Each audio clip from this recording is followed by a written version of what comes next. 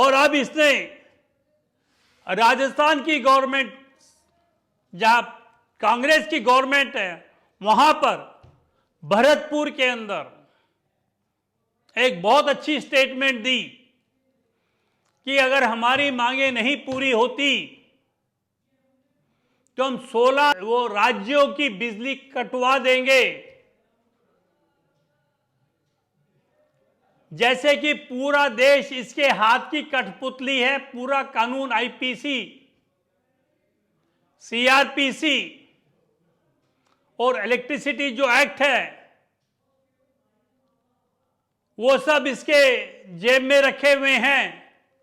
ये जो चाहे कर ले, इसके ऊपर कोई कानून लागू नहीं होता, इसके ऊपर कोई एफआईआर नहीं हो सकती, ये बिल्कुल इम्यून है। ठीक उसी तरह से जैसे फॉरेन डिग्निटीज हमारे यहां आते हैं, एम्बेसडर हो गए, चांसलर्स हो गए, उनको एक इम्यूनिटी प्रदान होती है, राज्यपाल होते हैं उनको एक इम्यूनिटी प्रदान होती है, जजेस होते हैं उनको इम्यूनिटी प्रदान होती है। और आप जो सीआरपीसी, उन पर जब तक वो सर्विस में ड्यूटी पर उन पर लागू नहीं होती, मुझे लग रहा है कि राकेश टिकैत को भी एक इम्यूनिटी दे दी गई है।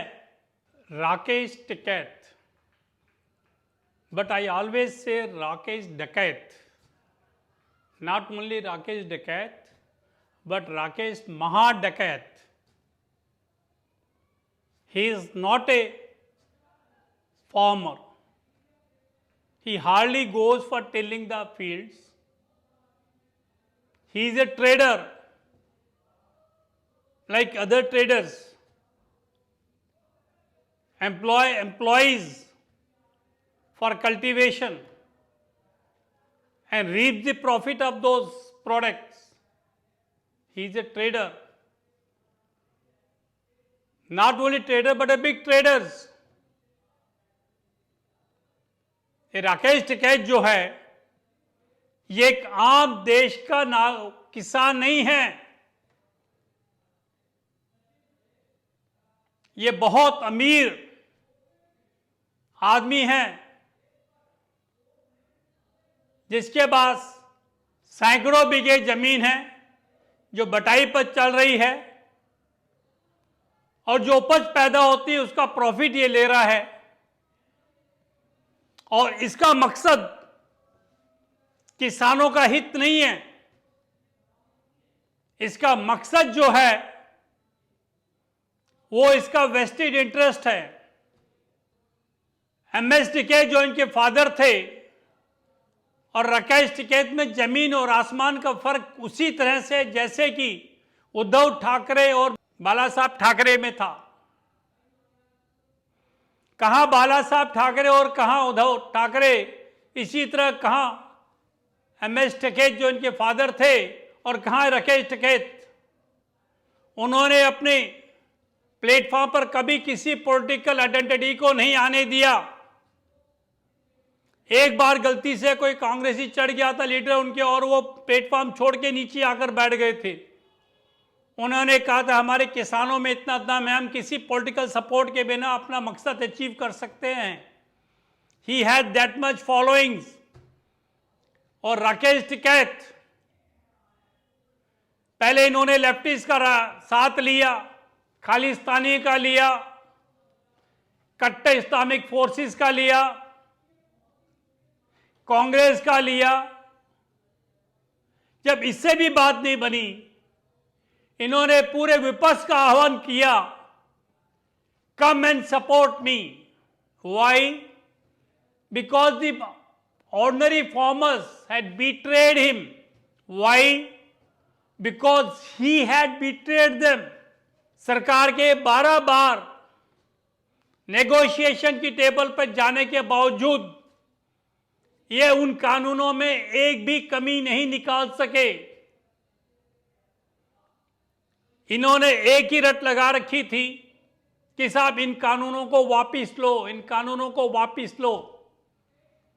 और कहते थे कि ये जो इनका धरना कह लीजिएगा, ये 2024 तक चलेगा, जब तक मोदी सरकार की ये टर्म खत्म नहीं हो जाती।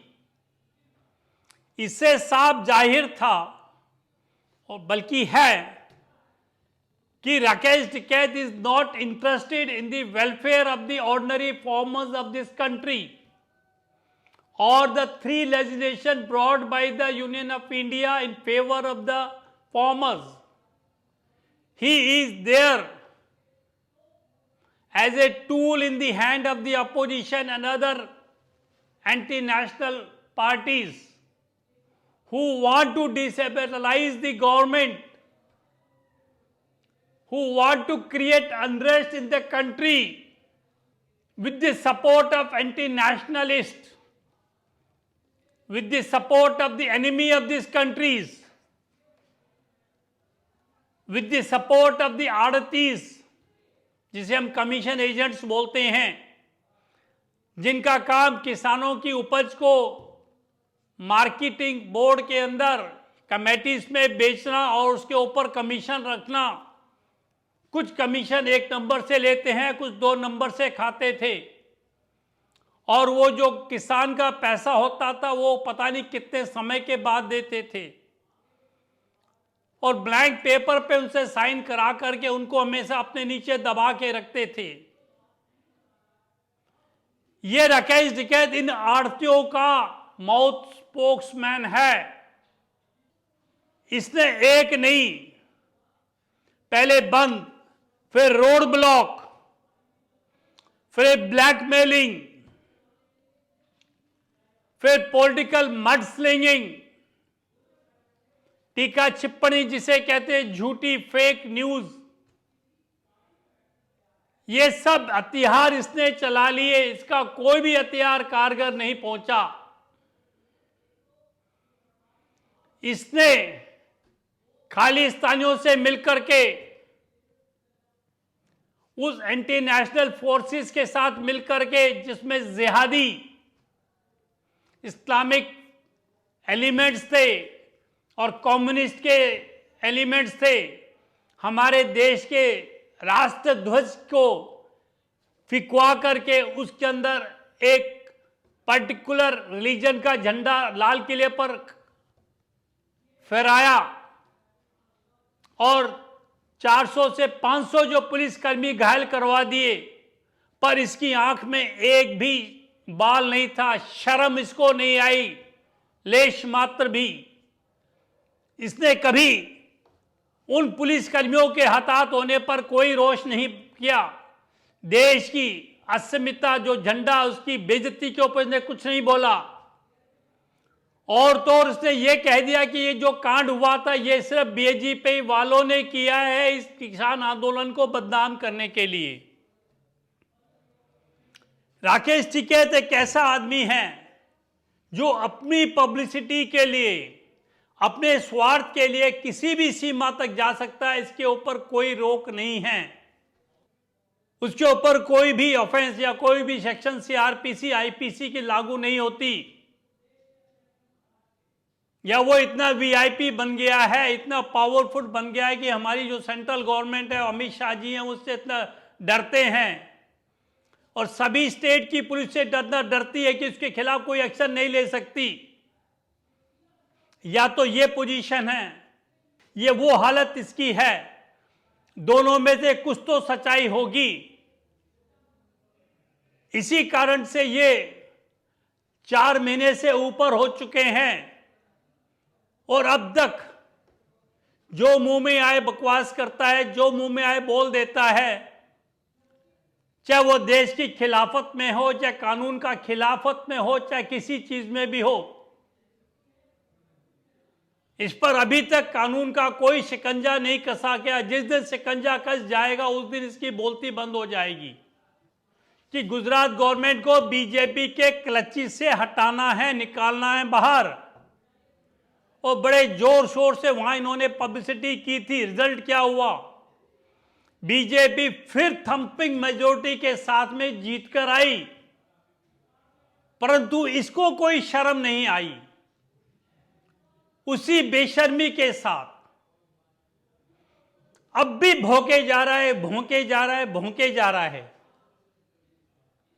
ऐसे आदमी का मीडिया वाले अगर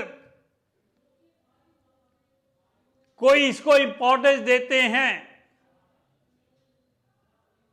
या ये मीडिया से कोई किसी किस्म की रिकॉग्निशन चाहता है या कोई पब्लिसिटी चाहता है, तो मेरे हिसाब से it should not be given, because he is a not a normal, एक जो man of A reasonable aptitude, ये एक साधारण इंसान नहीं है। या तो इसके दिमागी हालत खराब हो चुकी है, इसको किसी मेंटल हॉस्पिटल में एडमिट करा दिया जाना चाहिए, या इसको जो इन्होंने बड़े बड़े ऑफेंसेस किए हैं उसके तहत पकड़ के जेल में डाल दी जाना चाहिए, ताकि जो पब्लिक को इससे परेशानी हो रही है वो परेशानी ना हो सके। ज्यादा ना कहकर अभी देखिएगा, अहमदाबाद के अंदर ही इसके 8 जो नेता थे किसान संयुक्त मोर्चा के, एक प्रेस कॉन्फ्रेंस कर रहे थे in violation of the covid guidelines, उनको अंदर कर दिया पकड़ के, और इसकी बोलती बंद हो गई, इनको छुड़वा नहीं सका। और पता नहीं क्या क्या झूठ फैलाता है। कभी ये कहता है कि सरकार लोगों को ना तो एम्प्लॉयमेंट दे सकी, ना उनकी भुखमरी मिटा सकी है, और अब किसानों की जमीनों को ट्रेडर्स को बेचना चाह रही है। इस सरकार जो है ना, ये मोदी की सरकार नहीं है, ये अडानी अंबानी की सरकार है, जिनके कारण ये तीनों कानून लागू हुए, और ये कानून सारे किसान विरोधी हैं। परंतु अभी तक ये नहीं बता सका कि अंबानी अडानी का किसान आंदोलन से या किसानों से क्या लिंक है। अडानी अगर कुछ वेयर हाउस बना करके सरकार को दे रहा है जहां कि वो इनसे खरीदी हुई उपज को संभाल के रख सके, तो क्या उसको इस कार्य के लिए कोई रिस्ट्रिक्शन हो सकती है? आज तक राकेश टिकैत ने यह नहीं प्रूव किया कि ये कानून कैसे किसान विरोधी हैं, या अडानी कैसे इन किसानों की उपज को खरीद करके महंगी कीमत पर बेच रहा है। He is a fake news monger. Rakesh Tikait आज के समय सबसे बड़ा झूठी खबरें को फैलाने वाला है। इसके खिलाफ कठोर से कठोर सजा होनी चाहिए। Thank you very much. मैं SD विंदलेश, एडवोकेट फ्रॉम दिल्ली। अगर आपको मेरा ये बाइट पसंद आया है तो कृपया इसे लाइक करें, शेयर करें और चैनल को सब्सक्राइब करें। धन्यवाद।